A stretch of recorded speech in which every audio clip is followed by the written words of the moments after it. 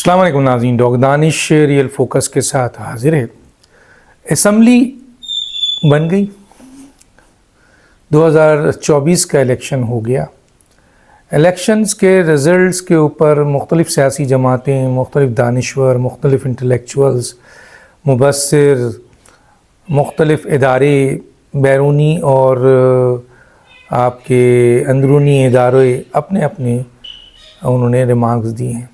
اگر over all تمام کے تمام چیزوں کو سامنے رکھیں تو لوگوں کا یہ خیال ہے کہ 2024 کا الیکشن پاکستان کی تاریخ کا بدترین دھاندلی شدہ الیکشن ہے۔ دیکھیں، ہمیں اس سے کوئی مطلب نہیں ہے کہ اس الیکشنز میں کس پارٹی کو ہار ہوئی اور کس پارٹی کو جیت ہوئی۔ ہمارا انٹرسٹ یہ ہے کہ اس عوام نے کس کو ووٹ دیا، کس کو جیتنا چاہیے تھا، پارلیمنٹ میں پہنچنا چاہیے تھا، اور کون ہارا ہے اس کو پارلیمنٹ سے باہر ہونا چاہیے تھا، چاہے وہ کوئی بھی سیاسی جماعت ہو، کوئی بھی آدمی ہو، کوئی بھی بندہ ہو۔ ہمارا انٹرسٹ یہ ہے، کسی جماعت کی حمایت کی بات نہیں ہے، لیکن موجودہ پارلیمنٹ کے اندر جو اس وقت موجود ہیں 80% وہی پارلیمنٹیرین، وہی وڈیرے، وہی جاگیردار، وہی سرمایہ دار، وہی پیسے والا طبقہ آ گیا ہے۔ صحیح آیا ہے، غلط آیا ہے، یہ تو آپ پوری دنیا میں سن رہے ہیں، اور کیا کیا کہا جا رہا ہے میں بھی آپ کو بتاؤں گا۔ لیکن اس پارلیمنٹ میں 80% لوگ وہ ہیں جو 2% مرات یافتہ طبقہ، اشرافیہ، اس ملک کے امراء، اس ملک کے جاگیردار، وڈیرے، سرمایہ دار اور پیسوں والا طبقہ، جنہوں نے اس الیکشن کو بھی خرید لیا اور پارلیمنٹ کا حصہ بن گئے۔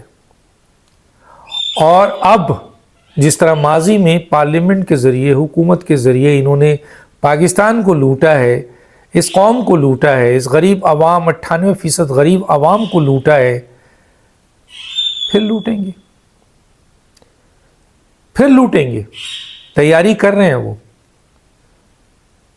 اس سے بالاتر ہو کے کہ اس کا تعلق کس سیاسی جماعت سے ہے، ہم تو کہہ رہے ہیں 80% وڈیرے، جاگیردار، سرمایہ دار، بزنس کمیونٹی، پیسے والا طبقہ، پاورفل طبقہ، اختیار والا طبقہ، پیسوں والا طبقہ، بدماش، جن کے پاس بڑے بڑے اسمگلر، بڑے بڑے مافیاز جیت کے آ گئے کیونکہ الیکشن خرید لیا انہوں نے۔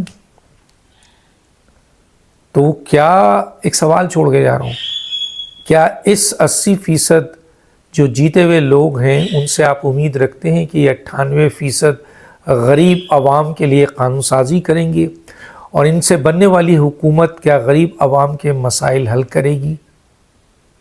بگ سوال چھوڑ کے جا رہا ہوں، جس کے بارے میں میں بھی جانتا ہوں اور آپ کا جواب مجھے پتہ ہے، لیکن پھر بھی سوال چھوڑ کے جا رہا ہوں۔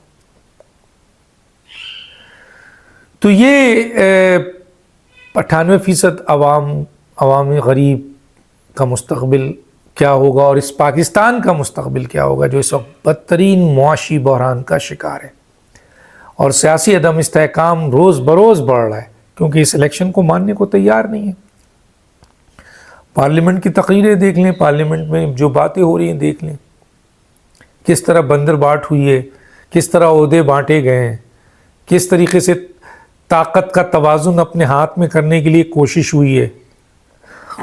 یہ سب آپ کے سامنے ہے، میں کچھ بولنا نہیں چاہتا۔ 1912 الیکشن ہوئے ہیں پاکستان میں اس سمیت، اور یہ میں نہیں کہہ رہا، ہر آدمی کی زبان پہ جو میں آپ تک پہنچا رہا ہوں کہ 1970 کا الیکشن ایک فیئر الیکشن تھا۔ باقی سارے الیکشن ریگ الیکشن ہوئے ہیں۔ اس پاکستان کی بدقسمتی دیکھیں، اور پاکستان کہاں کھڑا ہے اسی لیے دیکھ لیں، پاکستان کہاں کھڑا ہے۔ آج بھی 2 خاندان 40 سال سے اس ملک میں حکومت کر رہا تھا، بیچ میں 3 سال 7 ماہ کی ایک حکومت آئی، انہوں نے بھی جو وعدے کیے، جو عوام سے بڑے بڑے وعدے تھے، جو ان کے وعدے تھے، پھر ان میں بھی وہی لوگ شامل ہو گئے، اور پھر اسی طریقے سے ملک تباہ ہوا۔ اور 40 سال سے یہی 2 خاندان ہیں جو اس ملک کو چلا رہا ہے۔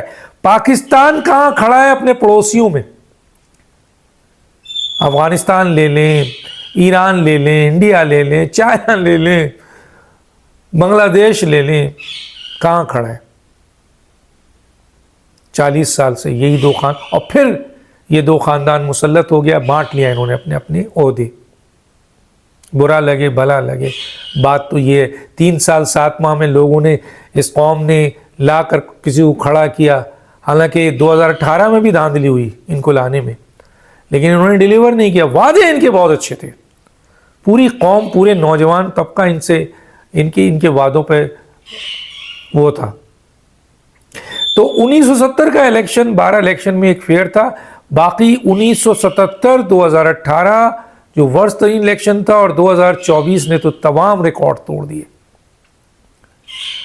اور افسوس سے کہنا پڑتا ہے، اس پارلیمنٹ کے اندر، ماضی میں بھی پارلیمنٹ کے اندر الیکٹڈ لوگ جو حقیقی الیکٹڈ لوگ تھے وہ بھی گئے، اور جعلی مینڈیٹ کے لوگ بھی گئے، جنہوں نے عوام کے ووٹ سے جو منتخب نہیں ہوئے تھے، لیکن پیسہ اور طاقت اور اختیار اور جعلی طریقے سے انٹری کی انہوں نے، اور وہ پارلیمنٹ کا حصہ بنے. لیکن اس پارلیمنٹ کو یہ اعزاز حاصل ہے کہ پاکستان کی تاریخ میں یہ پہلی پارلیمنٹ ہے جن میں اکثریت عوام کے مسترد کردہ ممبران کی ہے، جنہیں عوام نے الیکشن میں مسترد کر دیا تھا، ان کی تعداد زیادہ ہے. لگا لیں 366 لوگ ہیں یا 266 آپ سمجھتے ہیں کہ جنرل الیکشن ہے، ان میں سے 50% سے زیادہ وہ لوگ ہیں جنہیں عوام نے مسترد کر دیا تھا.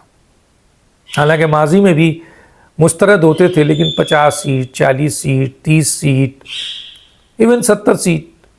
لیکن یہاں تو ریکارڈ ٹوٹ گیا ہے، اور کہا یہ جا رہا ہے کہ الیکٹڈ ممبران، جو مسترد ممبران ہیں، عوام کے ووٹ سے جو مسترد ہوئے ہیں، ان کی تعداد بہت زیادہ ہے، اور وہ الیکٹڈ ممبران سے اس پارلیمنٹ میں بہت زیادہ ہے. تو اس پارلیمنٹ کی حیثیت کیا رہ جاتی ہے؟ یہ پارلیمنٹ کہاں کھڑی ہے؟ آئینی، قانونی اور جمہوری بنیاد پر. اب آپ خود سوچیے، کیا اس کا مستقبل ہے؟ کیا یہ کام کریں گے؟ کیا یہ جنہوں نے الیکشنز کو پیسوں کی بنیاد پہ خریدا ہے، وہ کس طریقے سے عوام کو آ کے اور اس ملک کو لوٹیں گے تاکہ اپنا جیب بھریں، اور وہ جو انہوں نے پیسے دے کے الیکشن خریدا ہے وہ اپنے آپ کو کمپنسیٹ کریں، اور مزید اپنے اثاثوں میں اضافہ کریں. لکھ لیں، 98% اس غریب عوام کی آج تک 80% قانون سازی انہوں نے اپنے لیے کی ہے. اب بھی یہ قانون سازی اپنے لیے کریں. اہم عہدے ان کے ہیں. غریبوں کے لیے صرف اور صرف مشکلات ہے اور مرنا ہے.